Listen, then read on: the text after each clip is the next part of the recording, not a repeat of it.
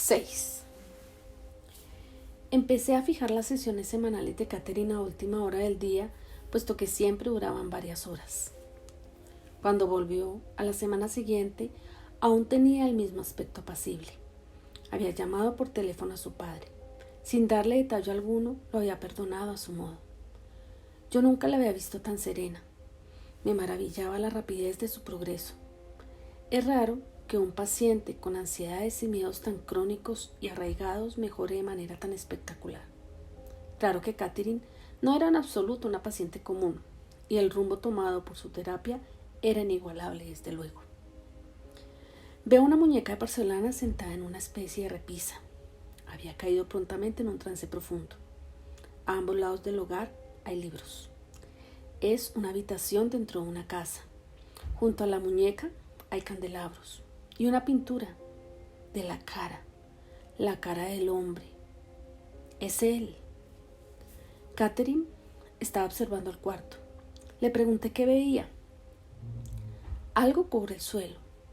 Es velludo, como es una piel de animal. Sí, una especie de alfombra hecha con pieles de animales. A la derecha hay 2 puertas de vidrio que dan a la galena. Hay 4 peldaños, columnas en la fachada de la casa, 4 peldaños para descender. Conducen a un sendero. Árboles grandes por todas partes. Hay algunos caballos fuera. Están atados a unos postes que se levantan fuera delante de la casa. ¿Sabes dónde está eso?, pregunté. Catherine aspiró profundamente. No veo ningún nombre, susurró. Pero el año ha de estar en alguna parte. Es el siglo XVIII. Pero no, hay árboles y flores amarillas muy bonitas. Las flores la distrajeron. Tienen un perfume estupendo, un perfume dulce. Las flores extrañas, grandes, flores amarillas con el centro negro. Hizo una pausa, permaneciendo entre las flores.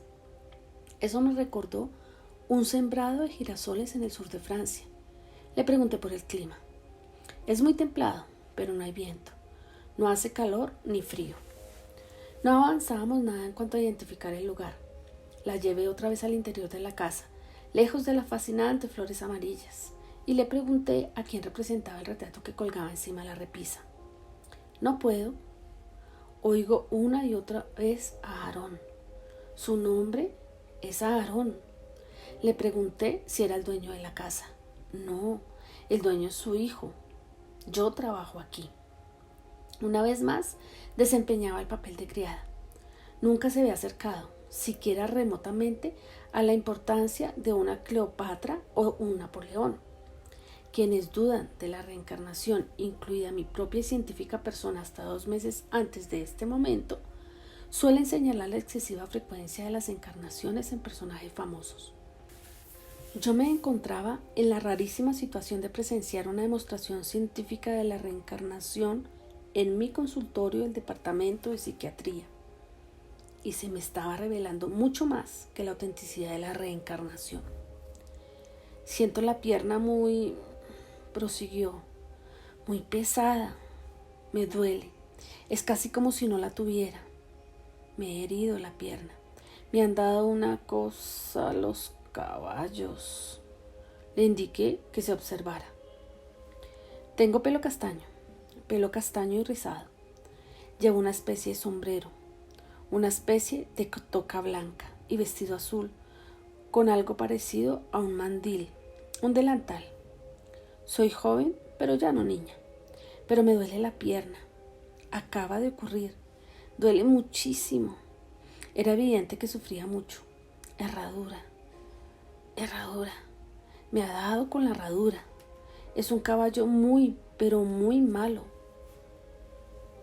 Su voz hizo más suave al ceder finalmente el dolor. Siento el olor del heno, el forraje del granero. Hay otras personas que trabajan en la parte de los establos. Le pregunté qué funciones cumplía. Era responsable de servir en la casa grande. También me ocupaba a veces de ordeñar las vacas. Quise saber más sobre los propietarios. La esposa es bastante regordeta, muy poco atractiva. Y hay 2 hijas. No las conozco, agregó, anticipándose a la pregunta de si habían aparecido ya en la vida actual de Catherine. Inquirí que su propia familia del siglo XVIII. No sé, no la veo, no veo a nadie conmigo. Le pregunté si vivía allí. ¿Vivo aquí? Sí, pero no en la casa principal. Muy pequeña, la casa que nos han dado. Hay pollos, recogemos los huevos, son huevos oscuros. Mi casa muy pequeña y blanca, una sola habitación. Veo un hombre, vivo con él. Tiene el pelo muy rizado y los ojos azules. Quise saber si estaban casados. No, según ellos entienden, el casamiento no. ¿Había nacido allí? No, me trajeron a la finca cuando era muy pequeña. Mi familia era muy pobre. Su compañero no parecía conocido. Le indiqué que avanzara en el tiempo hasta el siguiente acontecimiento importante de esa vida. Veo algo blanco, blanco, con muchas cintas. Ha de ser un sombrero, una especie de toca, con plumas y cintas blancas. ¿Quién la lleva? Me interrumpió haciéndome sentir un poco estúpido. La señora de la casa, desde luego. Se casa una de sus hijas. Toda la finca participa en la celebración. Pregunté si el periódico decía algo sobre la boda. En ese caso, le habría pedido que mirara la fecha. No, no creo que aquí haya periódicos. No veo nada parecido. La documentación parecía difícil de conseguir en esa vida. ¿Te ves en esa boda? Quise saber. Ella respondió deprisa, en un susurro alto. No estamos en la boda. Solo podemos observar a la gente que va y viene. Los sirvientes no pueden asistir.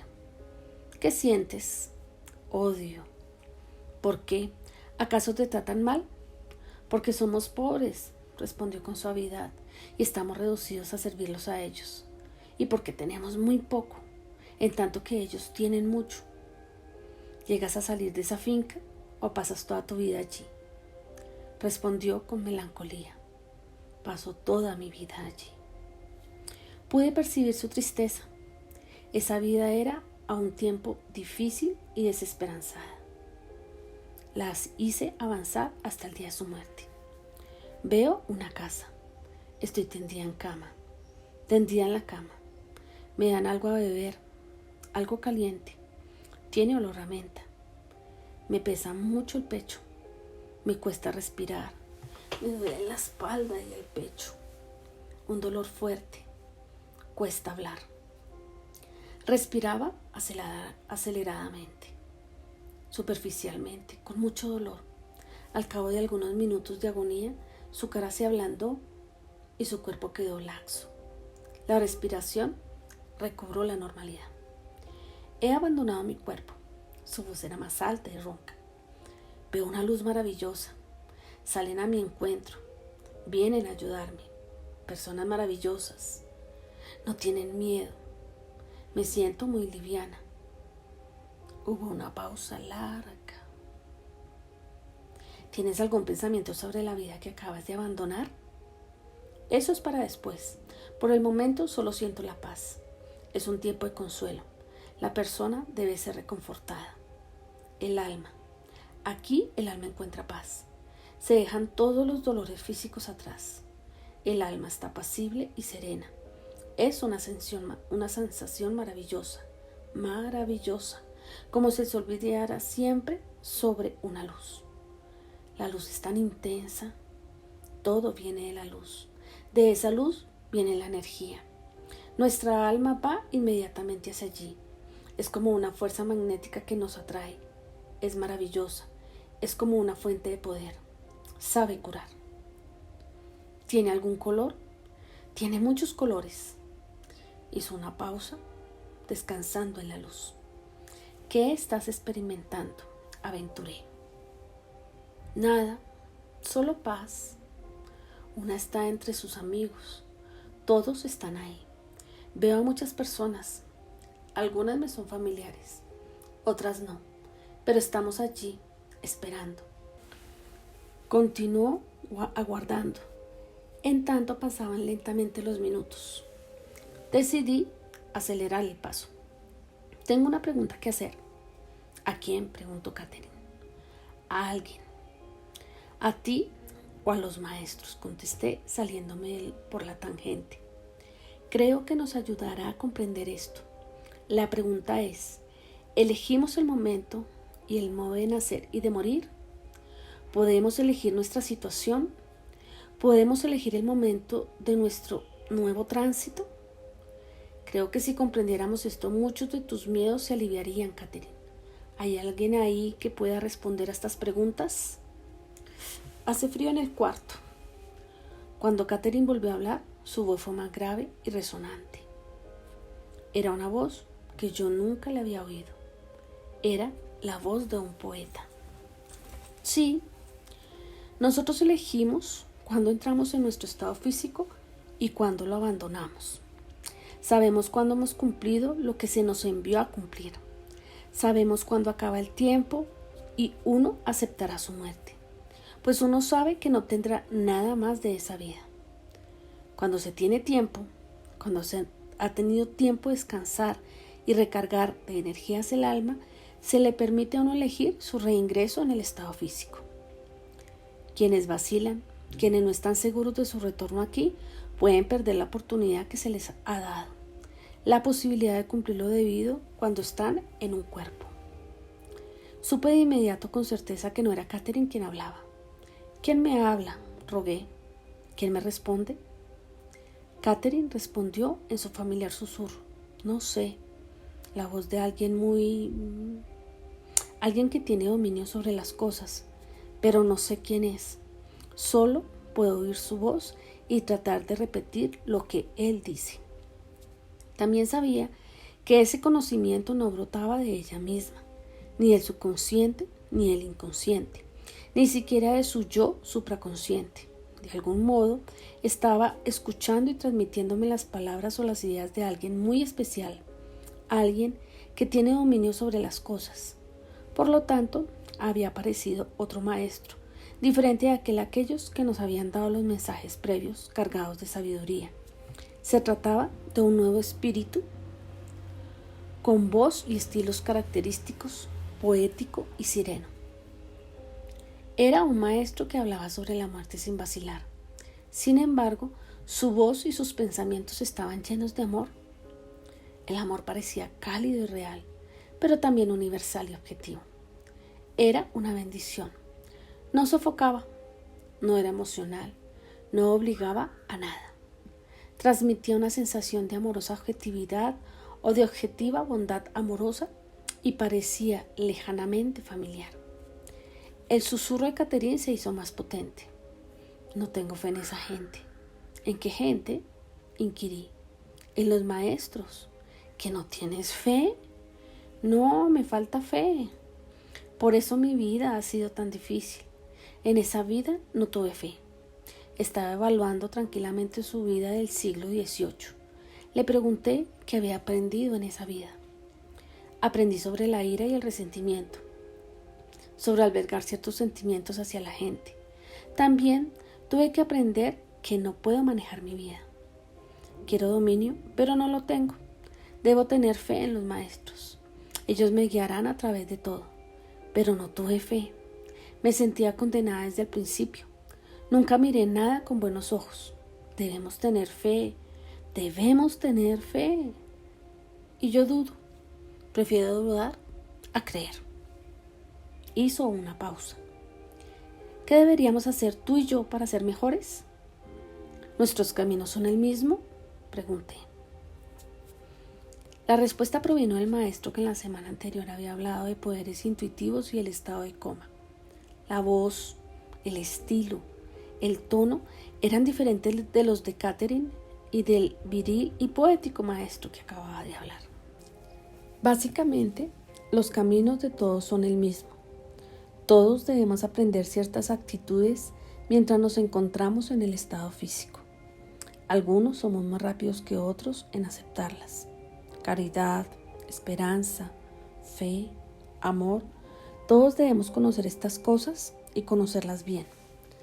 No son solo una esperanza, una fe, un amor. Muchas cosas se alimentan de cada una de ellas. Hay muchas maneras de demostrarlas y sin embargo solo hemos recurrido a un poquito de cada una. Los miembros de órdenes religiosas se han acercado más que cualquiera de nosotros porque han pronunciado votos de castidad y obediencia. Han renunciado a mucho sin pedir nada a cambio.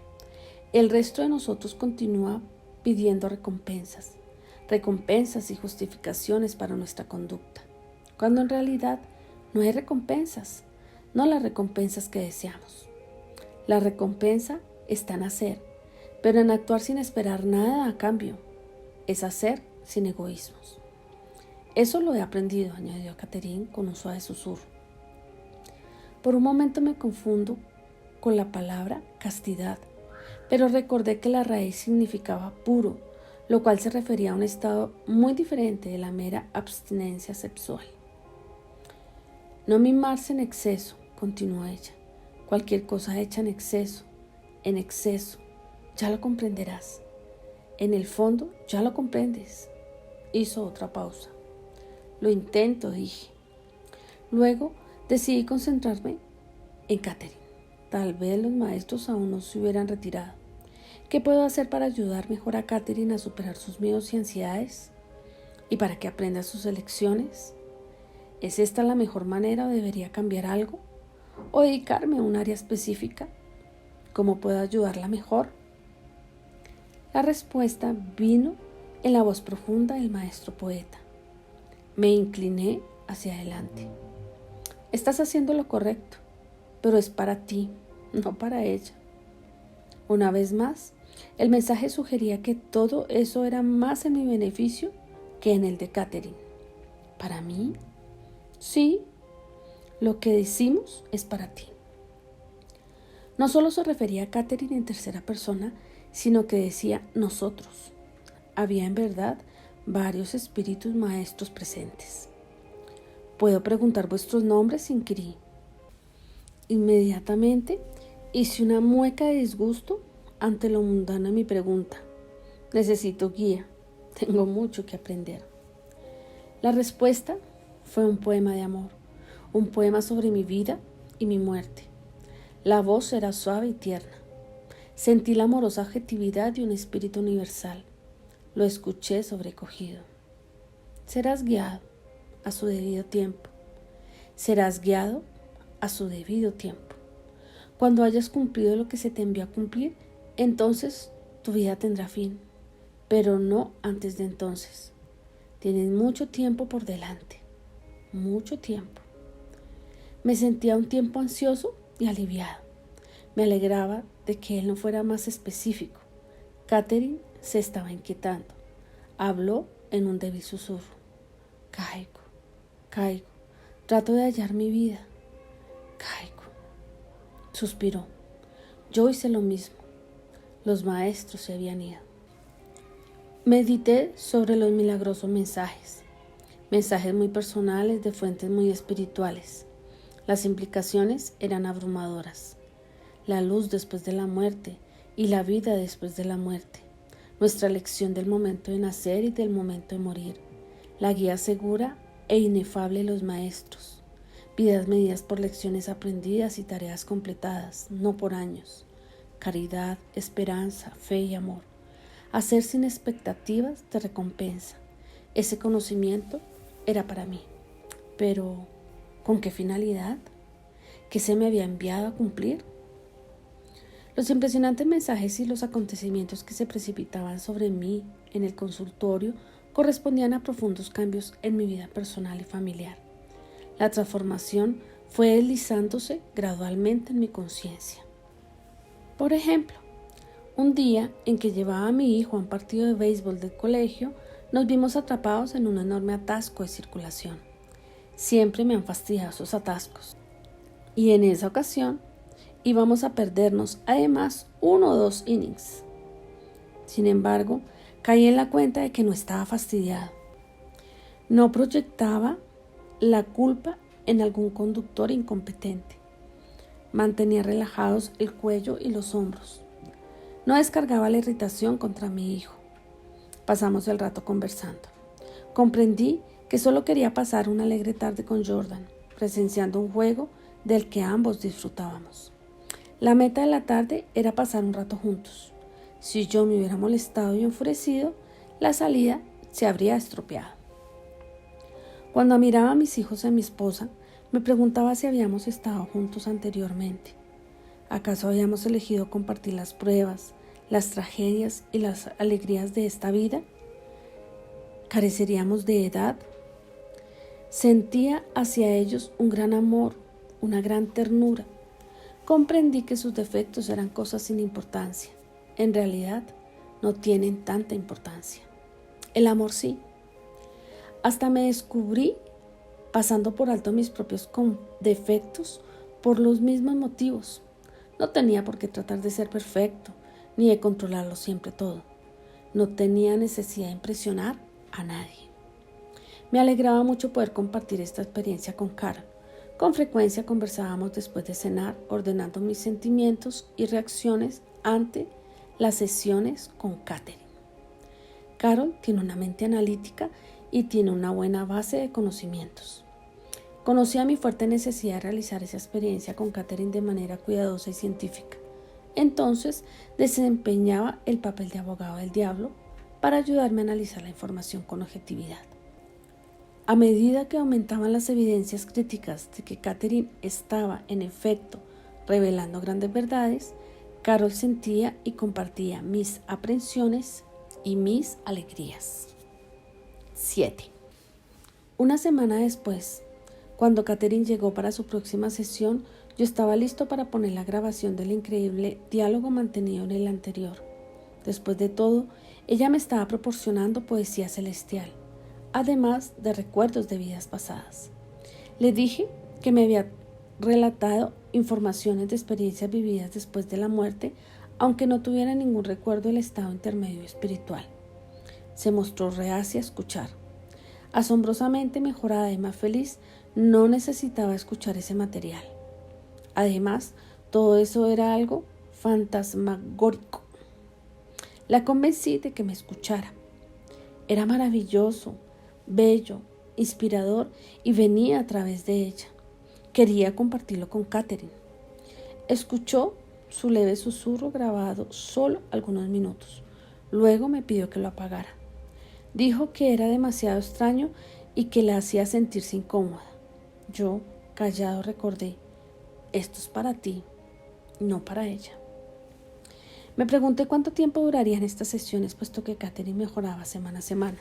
Solo quedaba alguna pequeña onda en un estanque antes turbulento. Aún tenía miedo de los lugares cerrados. Su relación con Stuart seguía siendo inestable. Por lo demás, su progreso era notable.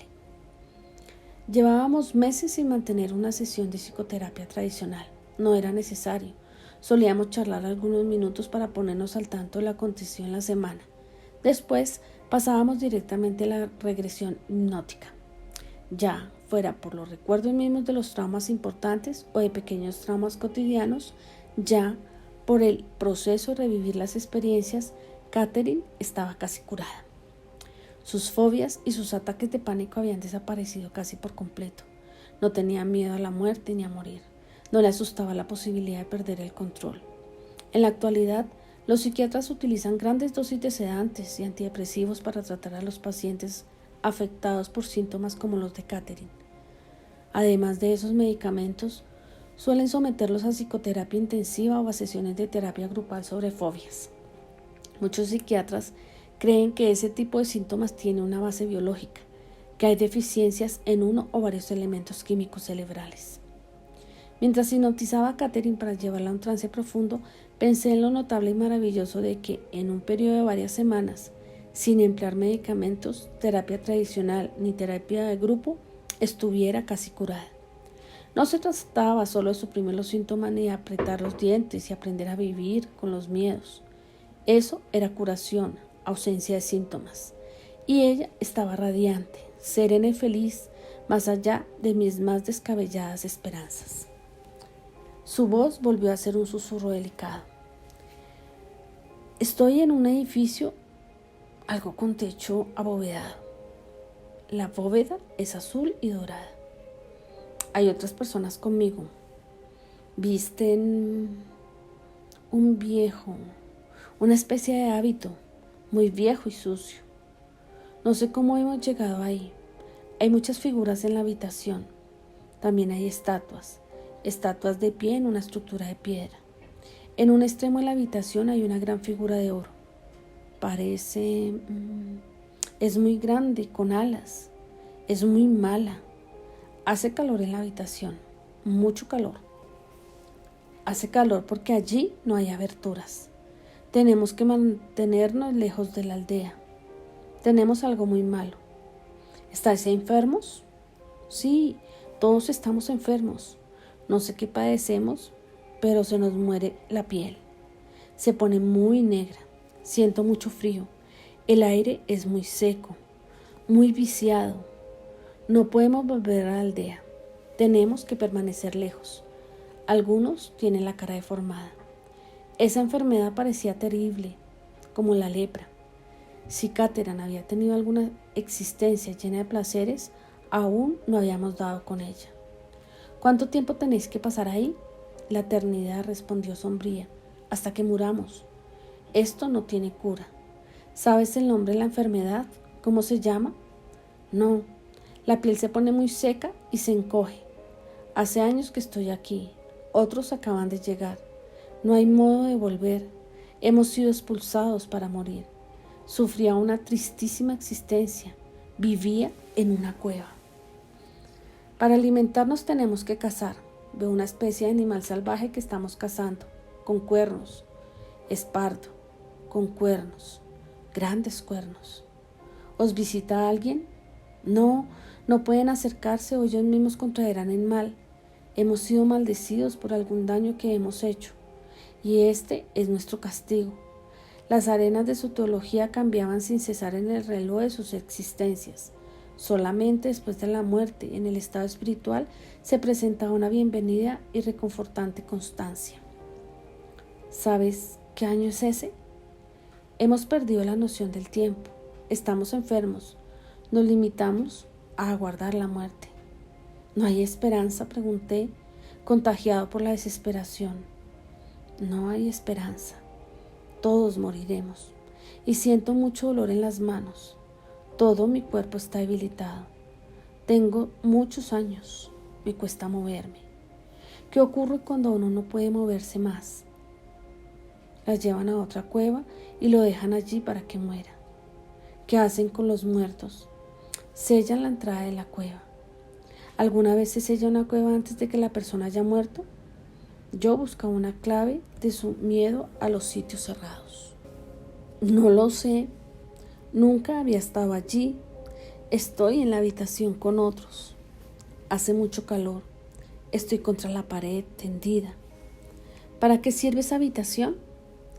Para adorar a muchos dioses. Es muy calurosa. La hice avanzar en el tiempo. Veo algo blanco. Una especie de dosel. Están trasladando a alguien. ¿Eres tú? No sé. Recibiré de buen grado la muerte. Me duele tanto el cuerpo. Los labios de Catherine se tensaron por el dolor. El calor de la cueva la hacía jadear. La llevé hasta el día de su muerte. Aún jadeaba. ¿Cuesta respirar?, pregunté.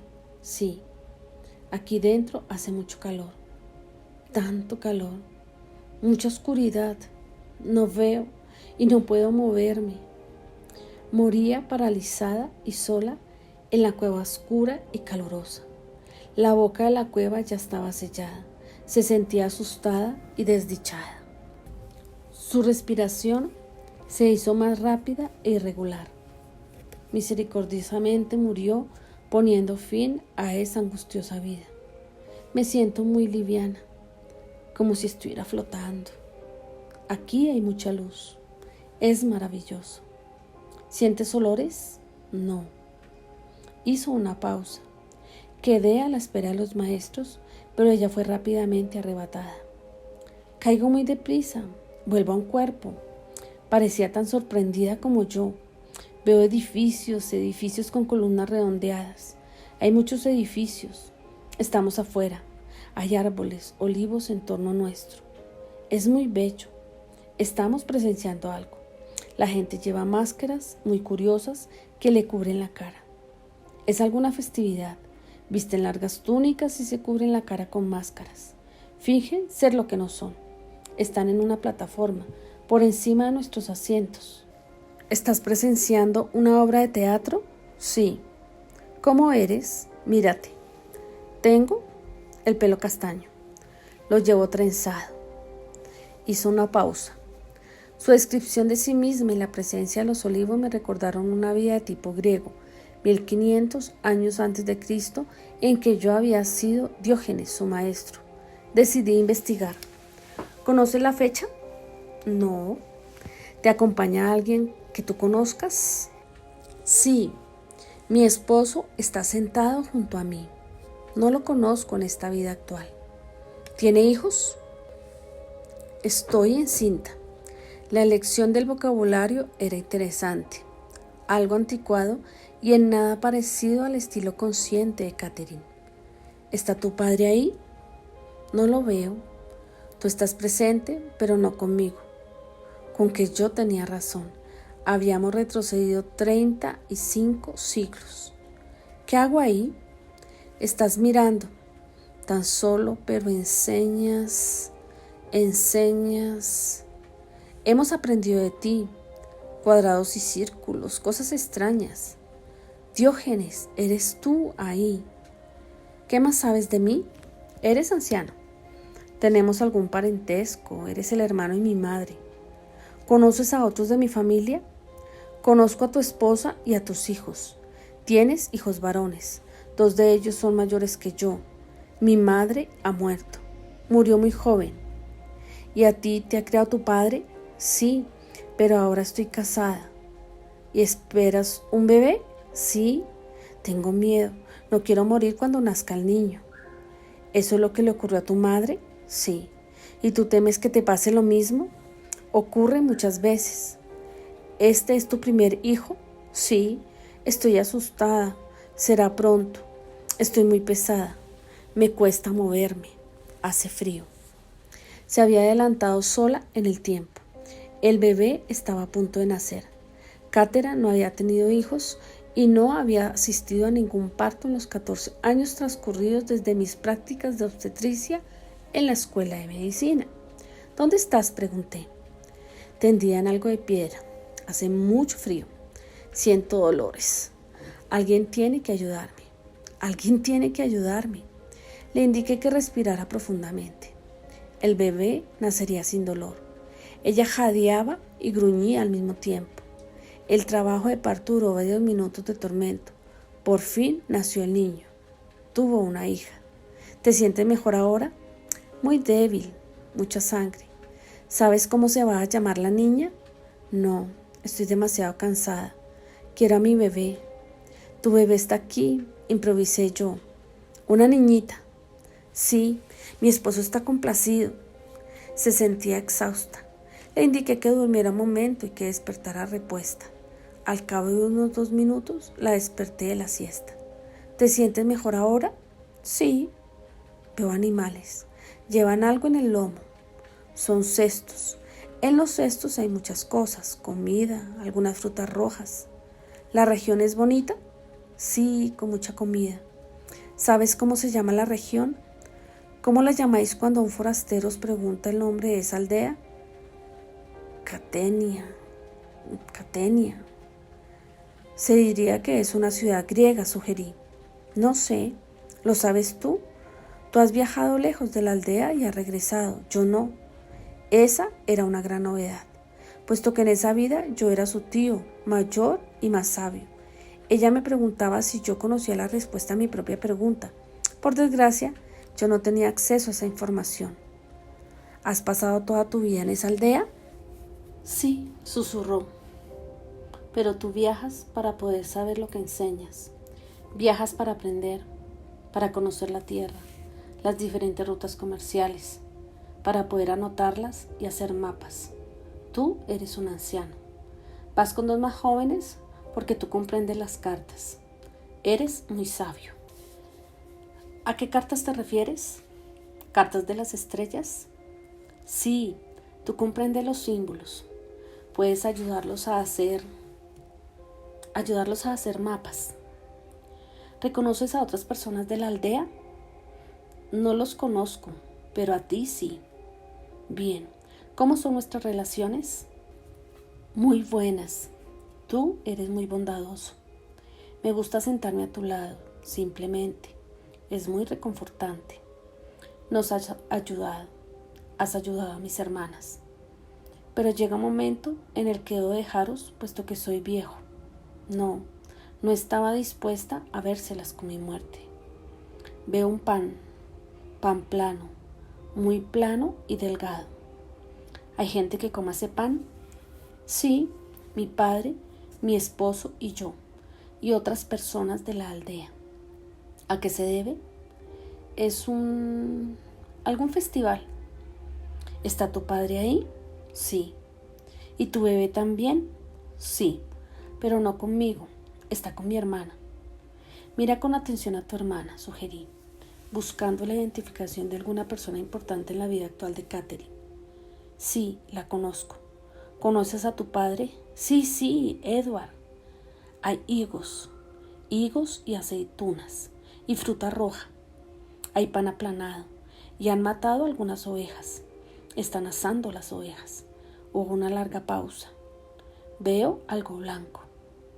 Una vez más había avanzado sola en el tiempo. Es blanco. Es una caja cuadrada. Allí ponen a la gente cuando muere. ¿Ha muerto alguien entonces? Sí, mi padre. No quiero mirarlo. No me gusta mirarlo. ¿Es preciso que mires? Sí, se lo llevarán para enterrarlo. Estoy muy triste. Sí, lo sé. ¿Cuántos hijos tienes? El periodista que vi a mí no la dejaba en paz con su luto. Tengo 3, 2 varones y una niña. Después de responder a mi pregunta, obediente, volvió a su dolor.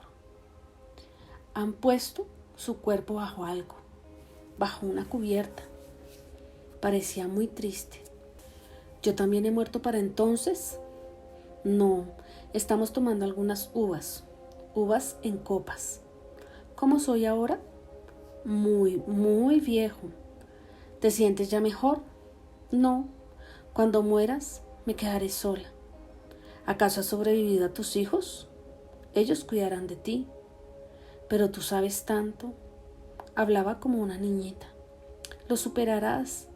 Tú también sabes mucho. Estarás a salvo. La reconforté. Pareció descansar apaciblemente. ¿Estás más en paz? ¿Dónde te encuentras ahora? No sé. Al parecer había cruzado el estado espiritual aún sin haber experimentado su muerte en esa vida. Esa semana habíamos recorrido 2 vidas en considerable detalle. Aguardé a los maestros, pero Catherine continuó descansando.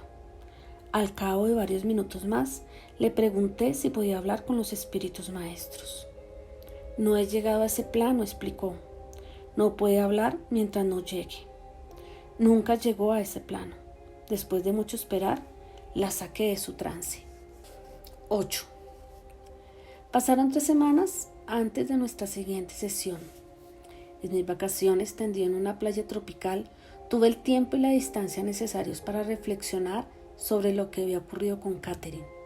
Regresión hipnótica a vidas pasadas, con observaciones detalladas y explicaciones de objetos, procesos y hechos de los que ella no tenía conocimiento en su vida normal y consciente. Mejoría de sus síntomas mediante las regresiones.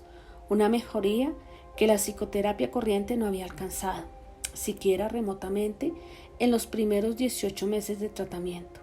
Revelaciones escalofriantemente precisas del estado espiritual posterior a la muerte, en las que transmitía conocimientos a los que ella no tenía acceso. Poesía espiritual y lecciones sobre las dimensiones posteriores a la muerte, sobre la vida y la muerte, el nacimiento y el renacimiento, dadas por espíritus maestros que hablaban con una sabiduría y un estilo muy superiores a la capacidad de Catherine. Había mucho que analizar, en efecto. En el curso de los años, yo había tratado a muchos cientos, tal vez a millares de pacientes psiquiátricos que reflejaban todo el espectro de los trastornos emocionales.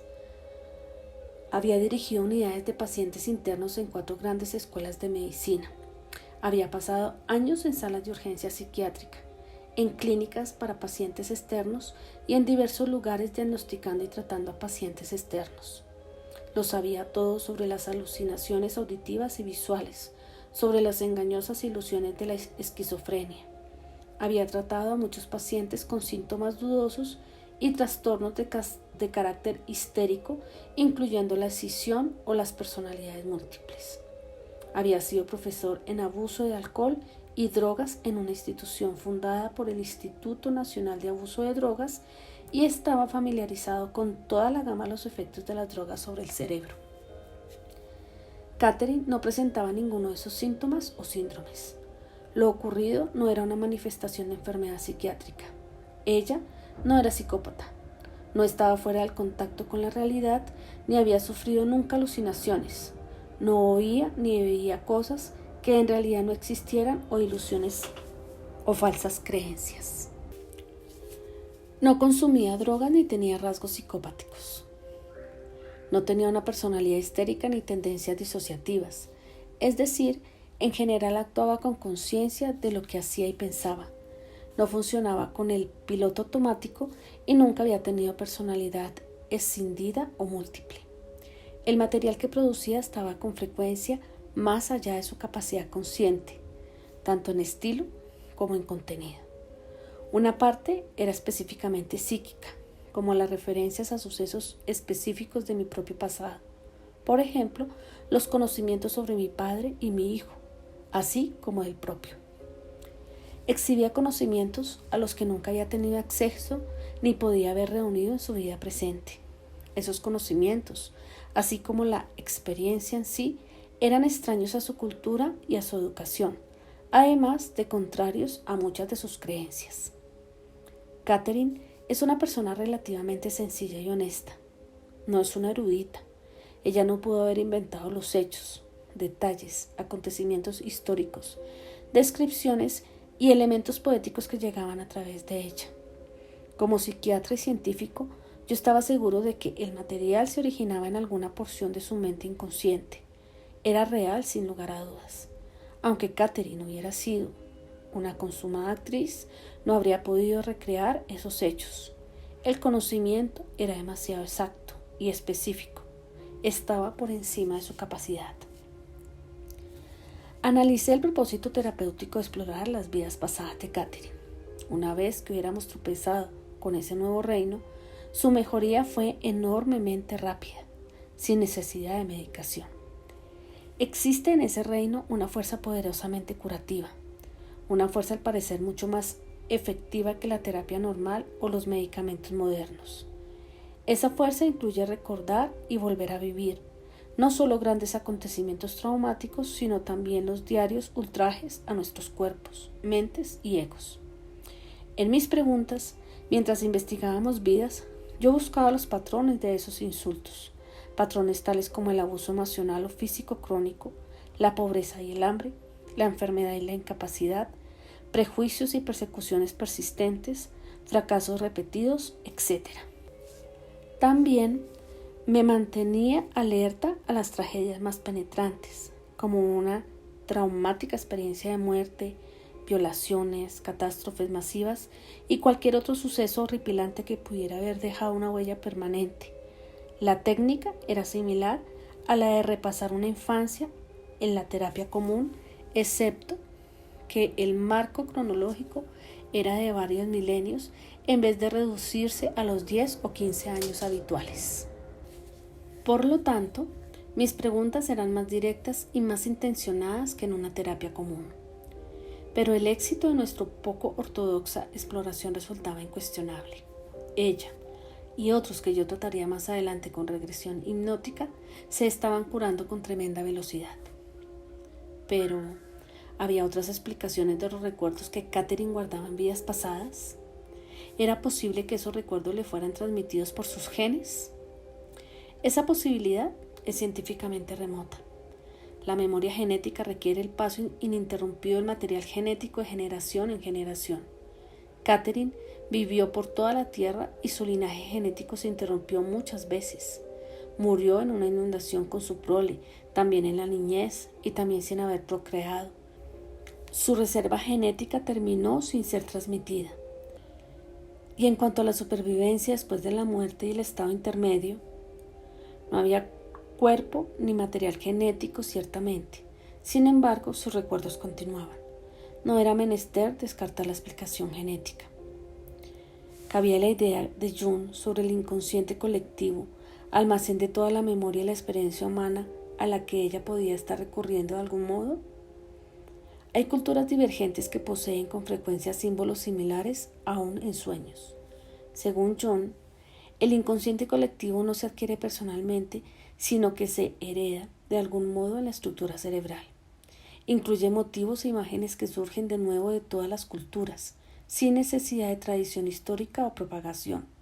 Me parecía que los recuerdos de Catherine eran demasiado concretos para que el concepto de Jung le sirviera de explicación. Ella no revelaba símbolos, imágenes ni motivos universales, sino descripciones detalladas de personas y lugares determinados. Las ideas de Jung parecían demasiado vagas, y aún quedaba por considerar el estado intermedio.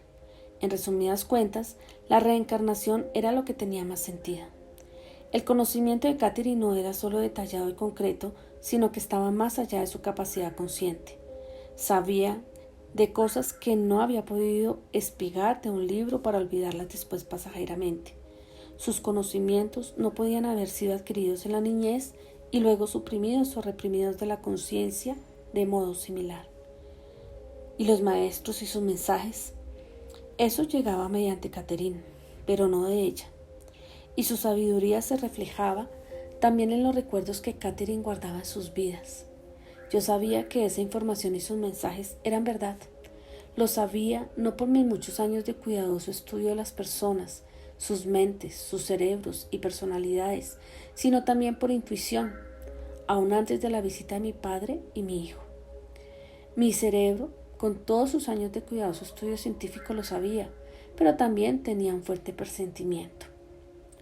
Veo vasijas que contienen una especie de aceite. Pese a la interrupción de 3 semanas, Catherine había caído prontamente en un trance profundo. Estaba sumergida en otro cuerpo, en otra época. En las vasijas hay diferentes tipos de aceite. Eso parece una especie de depósito, un lugar para guardar cosas. Las vasijas son rojas, hechas de algún tipo de tierra colorada. Alrededor tienen bandas azules alrededor de la boca. Veo hombres ahí. Hay hombres en la cueva. Están trasladando los jarros y las vasijas de un lado a otro para acomodarlos y ponerlos en cierto lugar. Tienen la cabeza rapada. No tienen pelo en la cabeza. La piel es morena. Piel morena. ¿Estás tú ahí? Sí.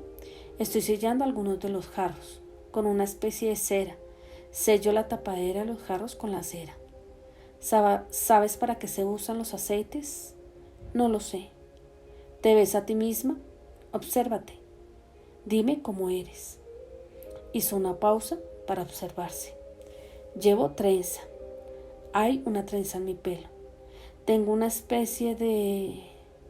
una prenda larga. Tiene un borde dorado alrededor. ¿Trabajas para esos sacerdotes? ¿Para los hombres de cabeza rapada? Mi trabajo consiste en sellar los jarros con la cera. Ese es mi trabajo. Pero, ¿no sabes para qué sirven los jarros?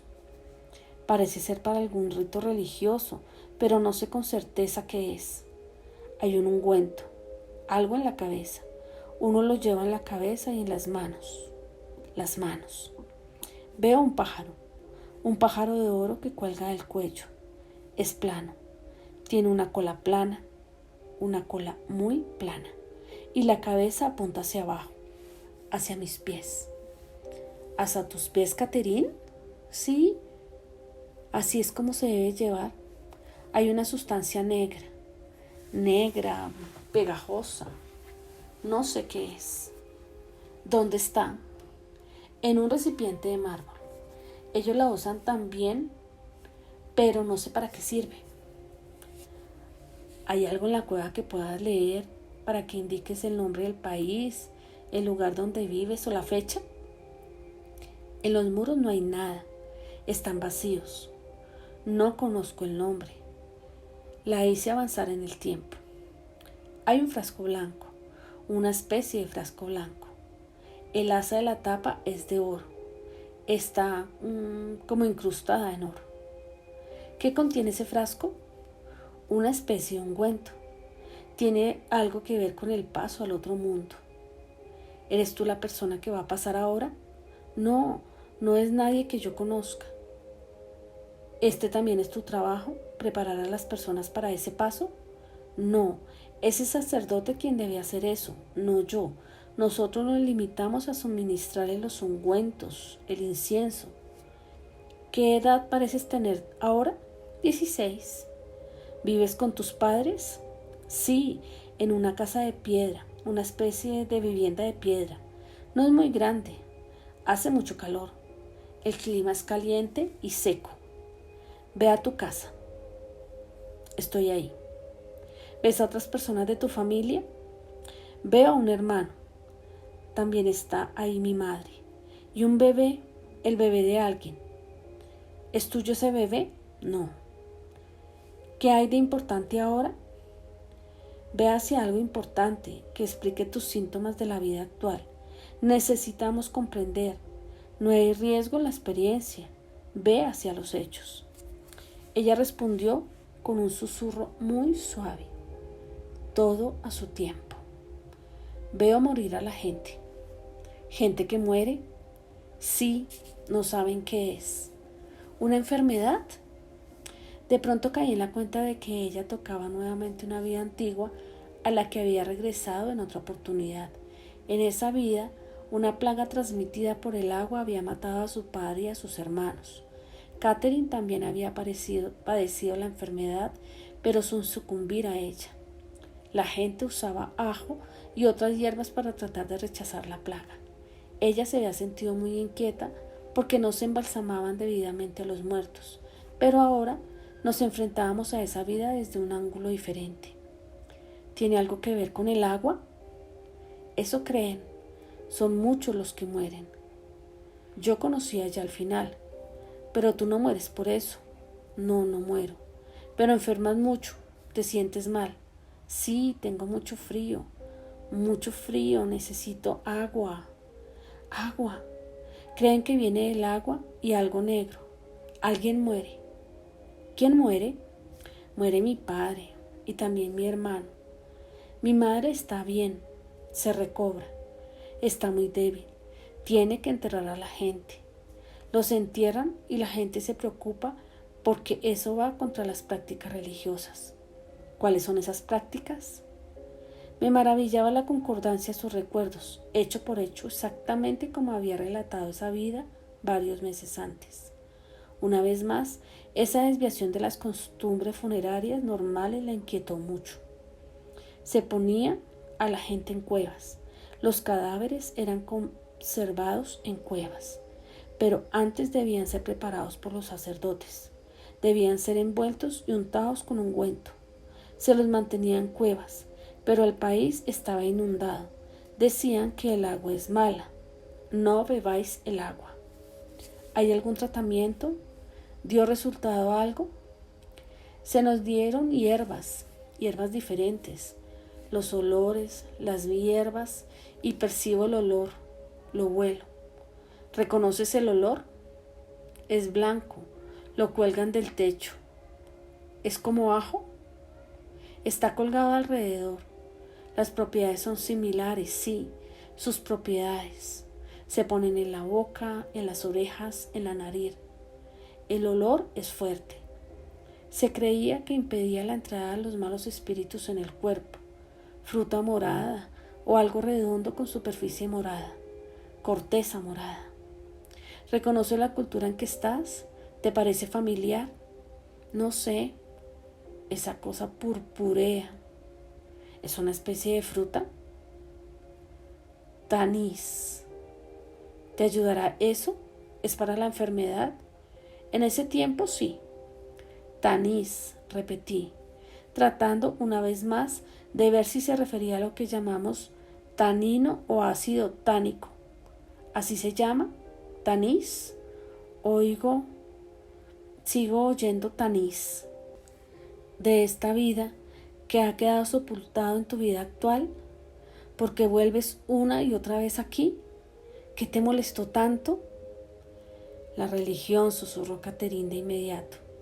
La religión de esa época era una religión de miedo. Miedo.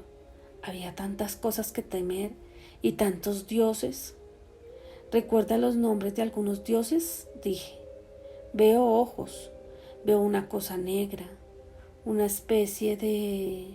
parece un chacal. Está en una estatua. Es una especie de guardián. Veo una mujer, una diosa, con una especie de toca. ¿Sabes el nombre de la diosa? Osiris, Cirus, algo así. Veo un ojo, solo un ojo con una cadena. Es de oro. ¿Un ojo? Sí. ¿Quién es Hathor?